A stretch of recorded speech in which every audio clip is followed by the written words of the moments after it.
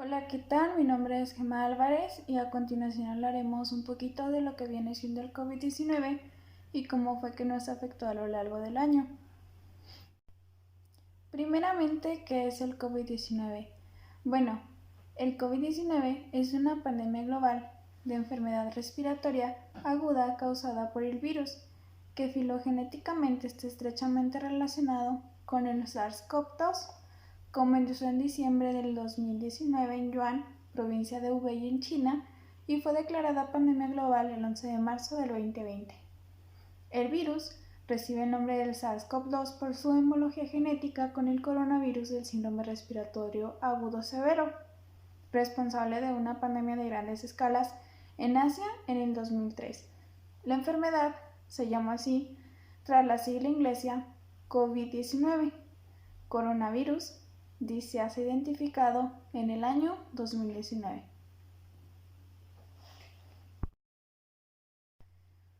¿Qué es lo que hace el coronavirus? Bueno, este afecta principalmente a las vías respiratorias bajas. En los casos severos podrá producir una respuesta inflamatoria sistémica masiva y fenómenos trombóticos en diferentes órganos. El SARS-CoV-2 contiene alrededor de 30.000 bases de RNA utilizando la proteína de espiga S, densamente glucosilada para entrar en las células huésped y se une con una gran afinidad al receptor de la enzima convertidora de angiotensina 2. Dicha enzima está expresada en las células alveolares tipo 2. El RNA del virus ingresa a las células del tracto respiratorio superior e inferior y es traducido a proteínas virales. El COVID-19 resulta de dos procesos fisiológicos interrelacionados. El primero es el efecto citopático directo resultante de la infección viral, que predomina en las primeras etapas de la enfermedad. El segundo es la respuesta inflamatoria no regulada del huésped, que predomina en las últimas etapas. La superposición de estos procesos fisiopatológicos se traduce fenotípicamente en una evolución de 3 etapas de enfermedad. La primera etapa es el estadio 1 o fase temprana, cual es el resultado de la replicación viral que condiciona el efecto citopático directo y la activación de la respuesta inmune innata, y se caracteriza por la estabilidad clínica con síntomas leves, por ejemplo tos, fiebre y dolor de cabeza, asociado con linfopenia y elevación de dímeros y lactato de deshidrogenasa. El estadio 2, la fase pulmonar, resulta de la activación de la respuesta inmune adaptativa, que resulta de una reducción de viremina, pero inicia una cascada inflamatoria capaz de causar daño tisular y se caracteriza por un empeoramiento de la afección respiratoria con disnea, que puede condicionar la insuficiencia respiratoria aguda asociada con el empeoramiento de la linfopenia y a la elevación moderada de la reacción en cadena de polimerasa y transaminasas. El estadio 3 es la fase hiperinflamatoria, caracterizado por una insuficiencia multiorgánica fulminante con empeoramiento frecuente del compromiso pulmonar. Este es el resultado de una respuesta inmune no regulada que condiciona el síndrome de tormenta de citocinas. Este síndrome, que recuerda a una linfohistocitosis hemofagítica secundaria.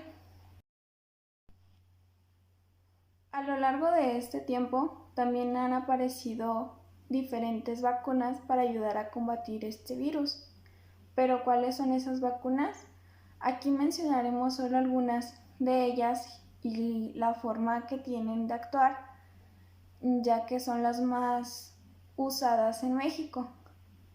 Primero tenemos la vacuna Pfizer, la cual es la primera vacuna con aprobatoria total que utiliza multicongelación.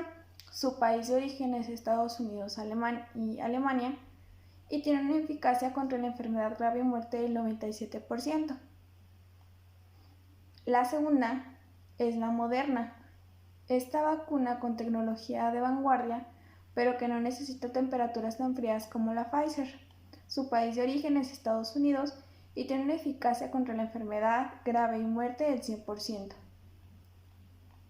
Después tenemos la CureVac, que es una vacuna alemana de RNA mensajero que hace pruebas en México. Su país de origen es Alemania y este tiene una eficacia contra la enfermedad grave y muerte que aún está por determinar.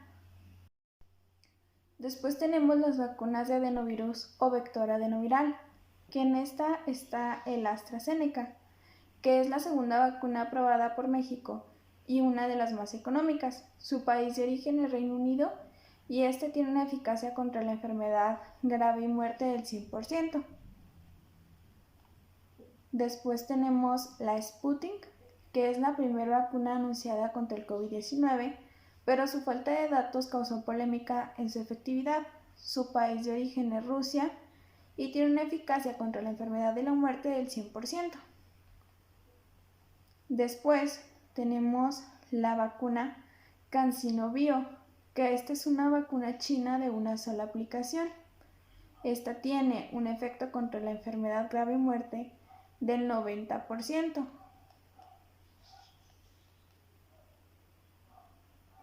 Después tenemos la vacuna Janssen, la cual es una vacuna de una sola dosis, económica y de fácil distribución.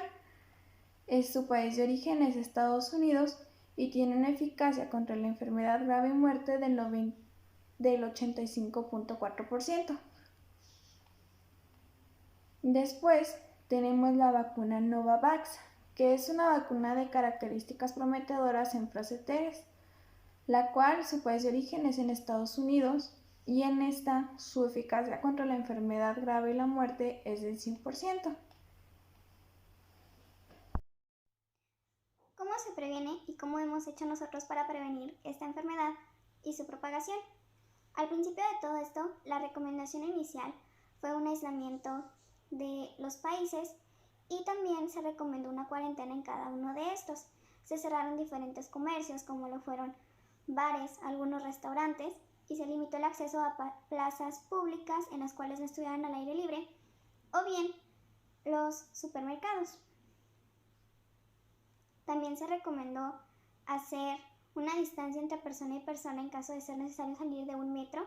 Se recomendó el uso de mascarilla como una parte diaria de cualquier salida, cubriendo nariz, boca y mentón. Como ya mencioné, también se realizó una regla de evitar las 3C, espacios cerrados, congestionados o en los cuales se tuviera mucho contacto cercano. Se hizo hincapié también en las normas de buena higiene, como era lavarse periódicamente y cuidadosamente las manos con agua y jabón o en su caso con un gel hidroalcohólico para eliminar cualquier virus y bacteria que estuviera ahí. También la recomendación fue evitar tocarse los ojos, la nariz y la boca, toser o estornudar cubriéndose la boca y la nariz. ¿Qué debo hacer si me siento mal? Primeramente hay que identificar los síntomas de COVID, los cuales los más comunes son la fiebre, la tos seca, el cansancio, y también se identificaron otros síntomas menos frecuentes, pero que pueden afectar a algunas personas, como son la pérdida del gusto o del olfato, dolores, dolor de cabeza, faringoamigdalitis, congestión nasal, ojos enrojecidos, diarrea o erupción cutánea. Una vez identificados los síntomas, lo que se debe hacer es permanecer en casa en autoaislamiento, aun cuando se tengan síntomas leves, tales como tos, dolor de cabeza y febrícula, hasta que se recuperen. Es recomendable llamar y solicitar orientación a un centro de salud por vía telefónica, ya que así evitamos una propagación en caso de que la persona se encuentre infectada. En el caso de presentarse una fiebre realmente alta y una gran dificultad para respirar, lo mejor es buscar la atención médica de inmediato, primeramente llamar por teléfono y en caso de que se pueda seguir las instrucciones de la autoridad sanitaria local.